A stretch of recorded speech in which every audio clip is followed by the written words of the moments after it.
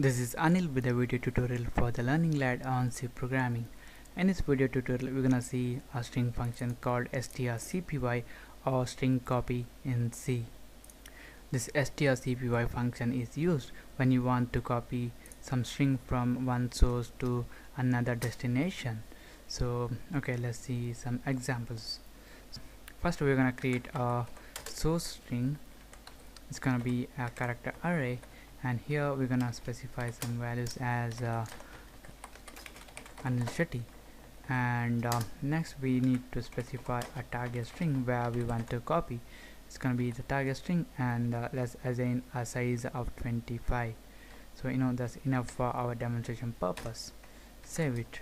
Now if you want to copy this string Anil Shetty from this source array to this target array, then what we can do is we can write a program to copy each string from this source array and place it in the target array. So now for that purpose, this C programming language provides a function or the built-in function called strcpy, which does the same thing. So you may think like, okay, in variables, if you want to copy the values from one variable to another, for the integer and floating types, we just used to assign the values using this assignment operator. For example, if we have a variable x and if you want to store the value of y variable in the x, then we used to write x equal to y. So but in strings and arrays it's not the case, so we can't write our source equal to target here. So if we do that, we're gonna get some errors. So for the demonstration purpose, I'm just gonna compile it. So as you can see here, we have incompatible types in assignment error. So we can't do this after adding a square bracket here and a square bracket here. Also save it and compile it. As you can see, we get some errors like syntax error before this square bracket token. So if you want to copy the string in C programming language, you have to use the strcpy function. So first see how this strcpy function works. So in this strcpy function, we have to pass two parameters.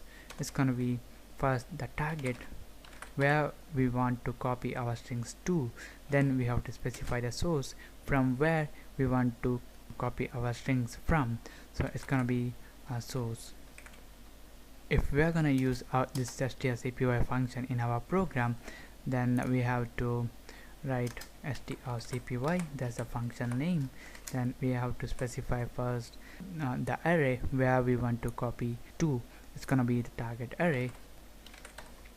Then we have to specify the location from which we want to copy the string.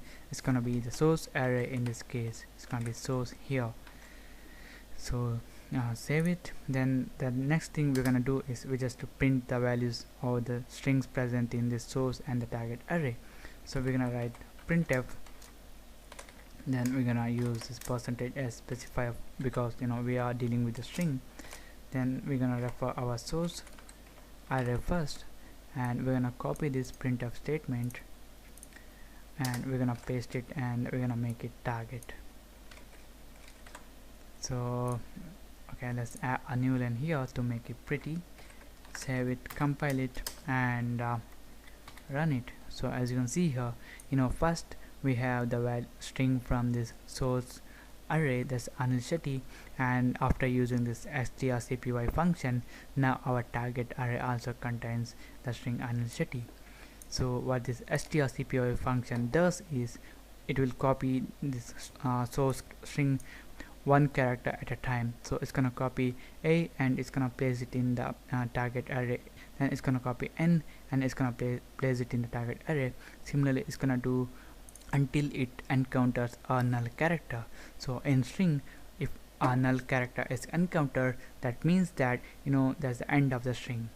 So and the last thing I want to tell you in this tutorial is when we are copying this source to this target, as a programmer, it's our responsibility to allocate the size which can store this value.